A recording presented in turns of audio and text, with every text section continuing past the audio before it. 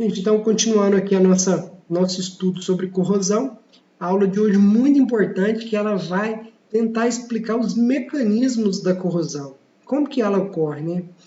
Então, aqui eu estou ressaltando para vocês que as formas localizadas são mais prejudiciais, porque tem as perdas de massa pequena, só que elas ocorrem num pequeno período. Essas perdas de massas, elas ocorrem num período curto. Então, esse é o problema dessas formas localizadas. E o pitch, gente, apesar dele afetar pequenas partes, a perda de espessura do material ela é de forma rápida. E os mecanismos aqui que a gente vai estudar hoje vai explicar isso. E esses pontos, onde vai tendo esses pontos do pitch, onde que essas perfurações vão estar sendo aceleradas pelo processo corrosivo, vai cair uma perda ali da elasticidade, né? E pode ter uma possibilidade de fratura nessa peça. Nem sei se elasticidade é o termo correto, é mais a resistência da peça mesmo, né? Isso é muito interessante de ter uma atenção especial no que tange a corrosão de forma localizada. Esses tipos pitch, alveolar, corrosão por placa, são tipos concentrados que merecem uma atenção especial. E aqui, gente, a questão lá do ferro, do aço inox. Por que ocorre isso? Por que o pitch é tão rápido, né? Primeiro, tem uma película de passivação. O que é essa película de passivação que dá aquele aspecto para o aço inox? Ali, gente, o aço ele é feito por uma liga de cromo e níquel.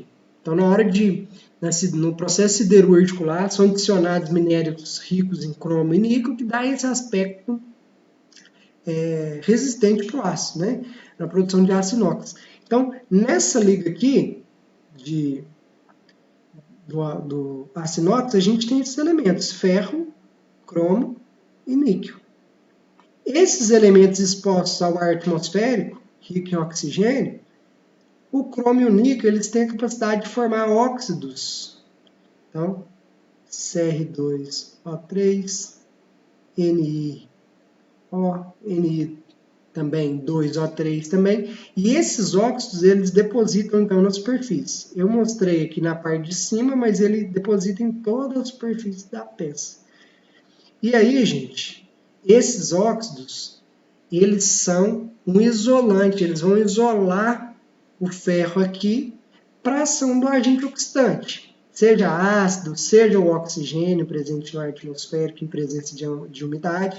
Nesse caso, estou mostrando que o agente oxidante natural aqui é o oxigênio. Só que, lembra do caso lá da piscina que eu falei para vocês, que é um meio que já comumente tem muito cloreto? O cloreto, gente, ele tem a capacidade de abalar essa estrutura de óxidos. Então, ele causa falhas nessa estrutura de óxidos e permite a entrada, então, do agente oxidante.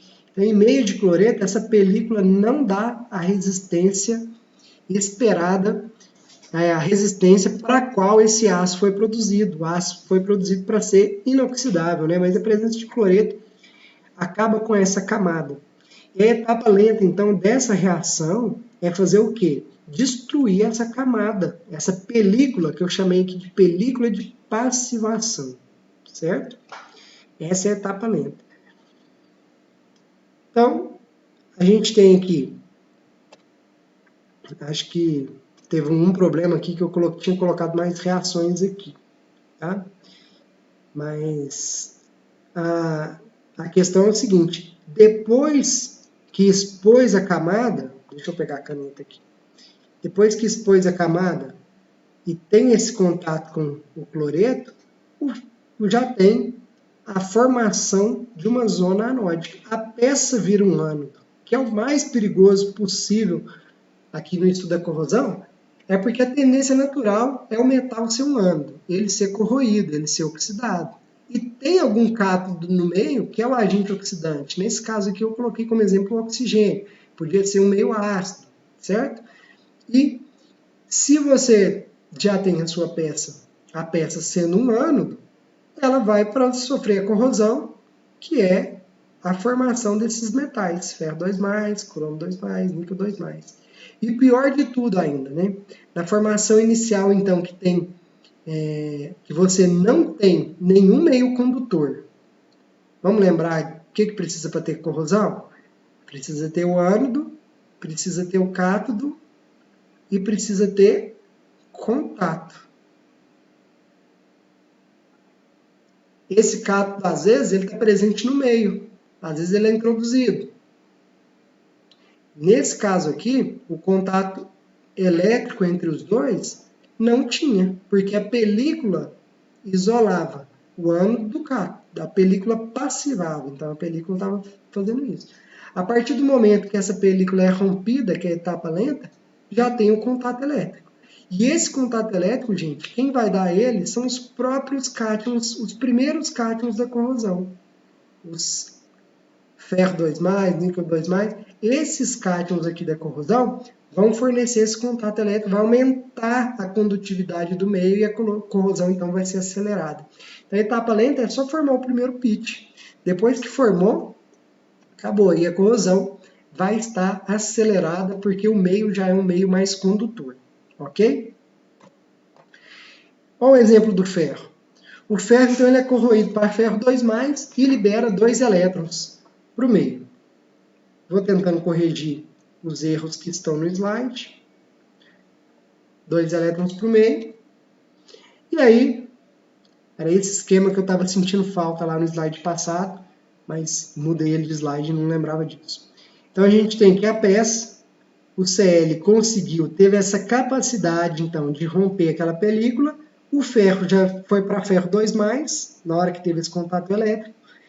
O ferro 2+, em presença de cloreto, então, formou o sal, cloreto de ferro. Que a composição é ferro e Cl-, cloreto de ferro. O ferro, gente, em presença de umidade, esse ferro 2+, ele forma hidróxido de ferro. E nesse caso, olha só, por que acelera mais ainda?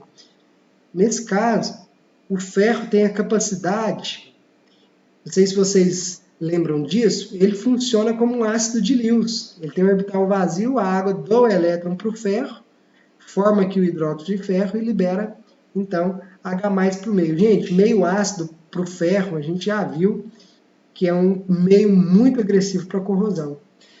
Então, olha só o mecanismo, que bacana, né? Da gente entender ele, que o cloreto, então, presente aqui no meio, conseguiu romper aquela camada, expôs o ferro. Esse próprio íon aqui já aumentou a condutividade do sistema. Uma presença de umidade, igual eu falei lá do exemplo da piscina, que já tem cloro, já tem água. E mesmo a estrutura sendo de aço inox, teve aquele acidente. Então, é uma questão bem bacana da gente discutir, né? A presença de água, teve ferro 2+, e ainda liberou ácido. E esse ácido aqui no meio é como se tivesse meio de ácido clorídrico, H+ e Cl- no meio, certo? E aí, a gente tem aquela reação clássica da corrosão do ferro em meio ácido, que é uma reação que a gente tem aí muito danosa para a estrutura metálica, para a estrutura de aço, certo?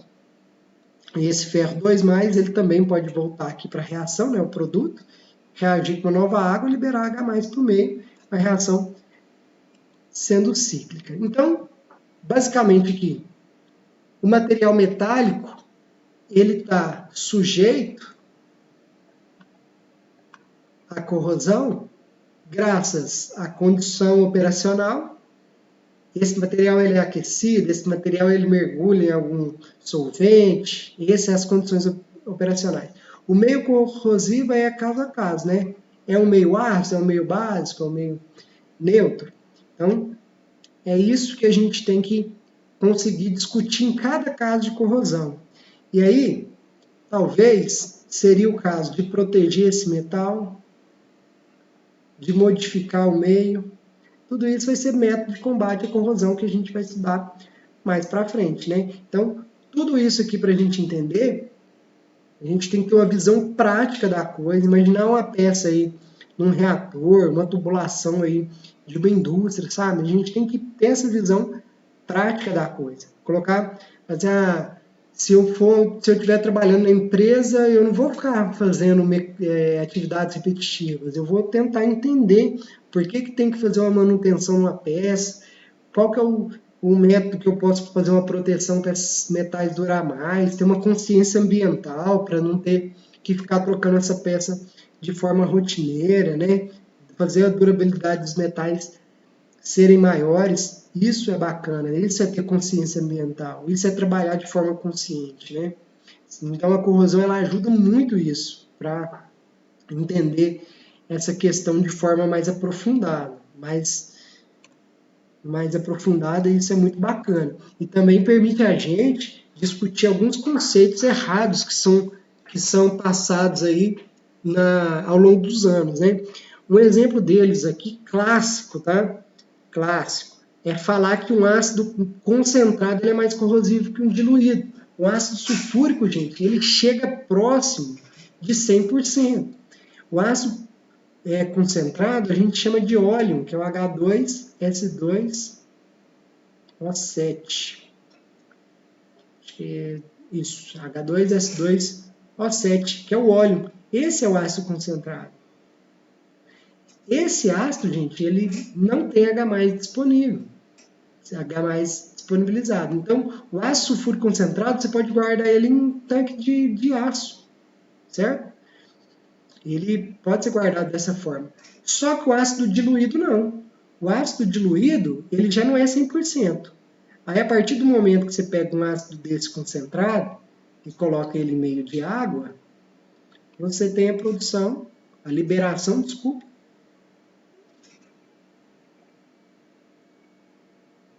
Deixa eu só apagar aqui que eu errei aqui, tá?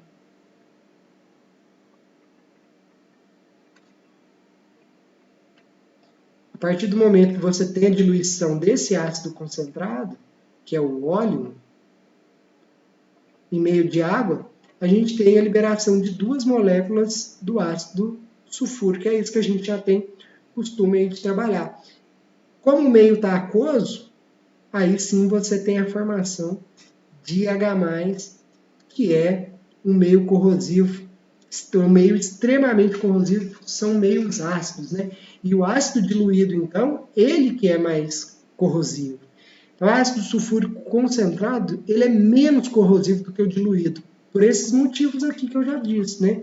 O ácido concentrado, ele tem pouca ionização, ele está pouco ionizado. Esse aqui já está muito ionizado, muito H+ para o meio. Aí está falando assim, água com pH 10 não é corrosivo. O pessoal utiliza muito isso. Vamos trabalhar numa caldeira e ela está tendo muito problema de corrosão. E esse problema de corrosão a gente vai contornar ele usando uma água de pH 10 porque ela não é corrosiva. Isso é mentira, gente. pHs muito básicos corroem alguns tipos de metais, tá? O manganês, magnésio, o alumínio. O alumínio ele é corroído em meio básico. Então, meio básico não é bom de trabalhar com alumínio. Uma questão interessante aqui foi que num projeto, no ano passado, os alunos do terceiro ano estavam desenvolvendo, eles estavam tentando construir uma pilha seca, utilizando uma chapa de zinco. Só que por erro de não sei quem, eles arrumaram uma placa de alumínio, e eles iam fazer a pilha alcalina, né? Quando eles começaram a fazer essa pilha alcalina, a pilha começou a estourar na mão deles por causa da reação da base do hidróxido de potássio com o metal, com o alumínio. E aí foi onde a gente identificou que eles estavam utilizando o metal errado, né? Não estava usando o zinco, estava usando o alumínio. Então, alguns conceitos aí, alguns conceitos que ajudam muito a gente a derrubar algumas coisas aí que o senso comum tem divulgado aqui no meio científico, no meio produtivo, tá? Então, estudar a corrosão, gente, o que precisa para estudar? É verificar a compatibilidade entre o meio e o material. Então, tem material que não serve para estar naquele meio. Esse exemplo do alumínio com meio básico. Condições de operação. É uma peça que está sendo utilizada muito e tudo mais. Verificar relatório de inspeção. Tem que ter um relatório de inspeção de maquinários para verificar há quanto tempo que a peça está com algum problema. e se já foi feita alguma limpeza, se tem algum meio de proteção, se tem isso tudo, né? A partir do momento que você estuda essas questões mais relacionadas a um maquinário, aí vem a parte mais científica, que é você estudar o mecanismo, né?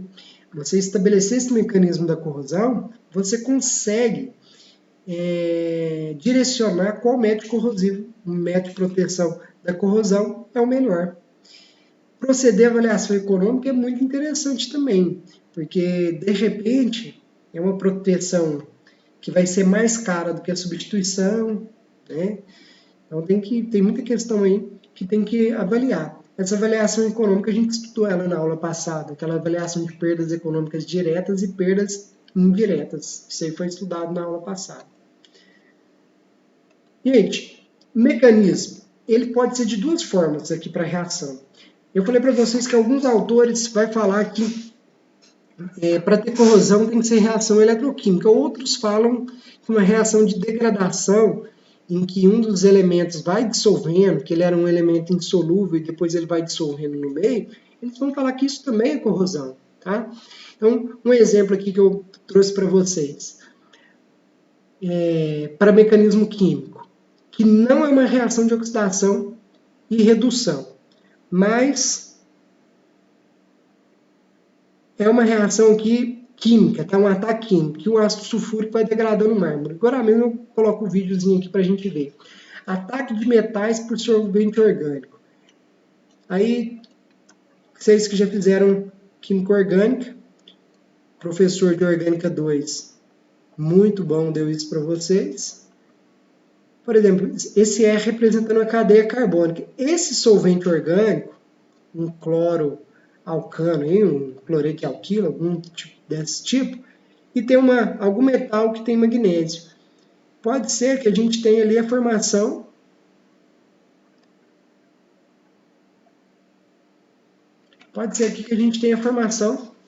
de um composto organometálico, né? Que é em que esses metais, tem alguns metais que têm afinidade por esses solventes orgânicos. Aqui eu coloquei MgCl2, mas é só MgCl, tá? MgCl. Então, uma outra questão aí que pode ocorrer essa degradação do metal é ataque do solvente orgânico, que seria então um mecanismo químico. O ataque de ácido sulfúrico no mármore, a gente pode exemplificar da seguinte forma. Se eu falar que o mármore, ele é o componente principal dele é o calcário, carbonato de cálcio, a gente pode exemplificar essa reação como formando H2CO3 mais sulfato de cálcio. Sulfato de cálcio é o gesso, né? H2CO3, isso aqui ele pode ser degradado, decomposto em CO2 e água. Com leve aquecimento, então, como uma reação que vai liberar calor, vai ser decomposto CO2 e água. E aí, eu trouxe aqui um videozinho para a gente ver.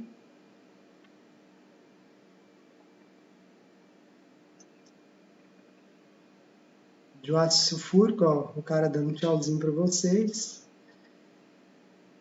Ele vai fazer aqui o ácido sulfúrico de 92% a 94%. Isso aqui parecendo ser a região lá da Rússia, né? Tá aqui a peça de mármore. E aí, para a gente ver como que acontece, então, essa degradação química. Qual a reação que eu mostrei lá para vocês? Vocês vão perceber, ó. À medida que ele vai pôr no ácido, o mármore começa a degradar. Ele usou um ácido concentrado, mas pode acontecer também com ácido diluído de forma um pouco mais lenta. Então, vocês percebam aí a formação de bolhas, a reação ocorrendo. Olha só, degradando bastante o mármore. Que ele já colocou um pedaço do mármore dentro de um tubo. Então, bem interessante aí ver a ocorrência desse tipo de reação. O mecanismo eletroquímico, para a gente aqui, é o mais interessante, né, de ser discutido, que é onde ocorre transferência de carga e transferência de elétrons. Onde tem contato elétrico, onde tem contato entre metais diferentes, com potenciais diferentes, pode ocorrer essa reação.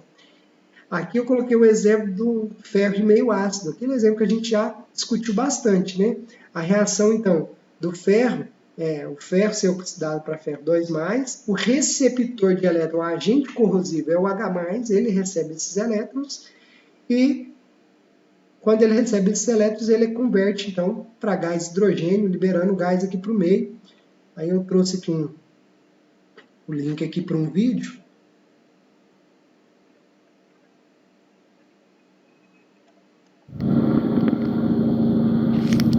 Então, fez que a reação, pegaram um becker, jogou em malha de ferro, para vocês verem tanto que a reação ela é rápida, né? O ferro ele é corroído de forma muito rápida pelo ácido.